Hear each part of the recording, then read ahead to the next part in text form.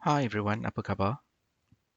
So you may have come across these two words, kenal and tahu, and they have the same translation into English, which is to know. So in this video, we want to look at um, differentiating the usages of kenal and tahu, because each of them has very distinct usages. So let's start with kenal. Now, the basic rule for kenal is that it is used for people or characteristics. So it would mean to be familiar with or to be acquainted with someone. So, for example, the sentence, you don't know my husband, in Malay, that is, awak tak kenal laki saya. Or you can use the word suami for husband, awak tak kenal suami saya. Another sentence would be, I have known her since elementary school. So in Malay, we use kenal in this case because it's knowing a person. Saya kenal dia sejak sekolah rendah. Saya kenal dia sejak sekolah rendah.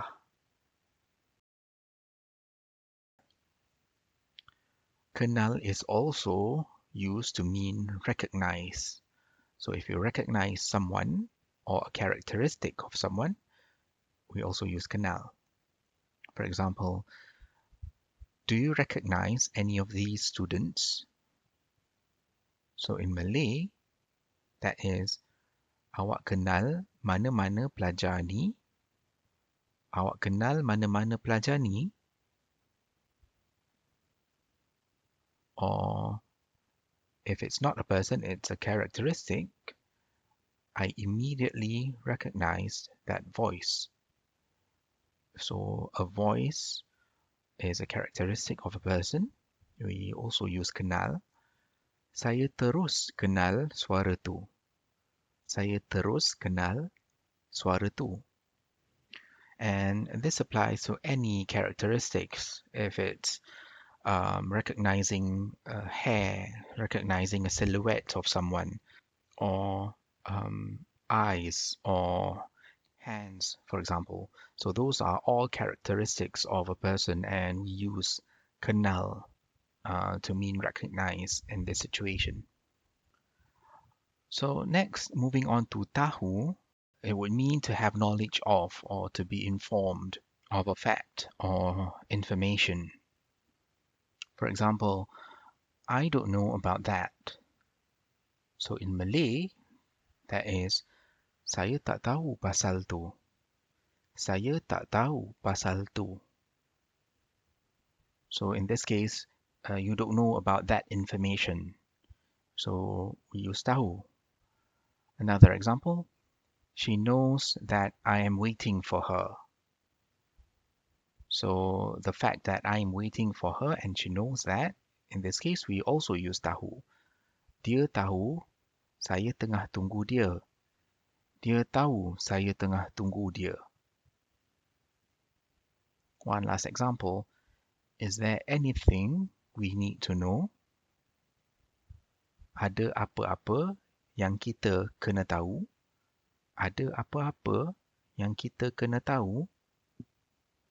So that's in the context of knowledge or a fact or information. So we use tahu in that situation. So how do we ask whether someone knows something or not, or whether someone knows someone? Depending on the situation, the question would be kenal tak or tahu tak. So these two would mean do you know? And they are yes or no questions. So the answer would be yes, I know her, or no, I don't know that information. So we've looked at how to ask yes or no questions in one of our previous video. So go ahead and search for that video to understand further. And going back to kenal and tahu, so how do you ask Do you know Angela? So for this, we use kenal. Awak kenal Angela tak? Awak kenal Angela tak? A simpler form of the question would be kenal tak Angela? Kenal tak Angela? So this format is used mostly in casual speech as compared to a formal way of communication. Another example, do you recognize this picture? Kenal tak gambar ni? Kenal tak gambar ni? So it can also be used to identify things. So the answer to the question would be yes or no, or kenal or tak. So if usage is for an information, for example, do you know Thailand is bigger than Japan? So for this, we use tahu. Tahu tak Thailand lagi besar dari Jepun?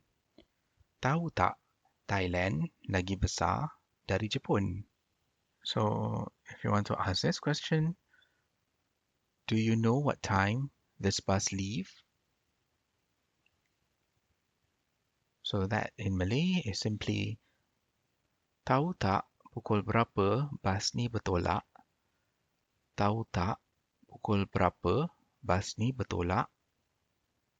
So using tahu tak or kenal tak is the easiest way to ask someone whether they know something or they know someone.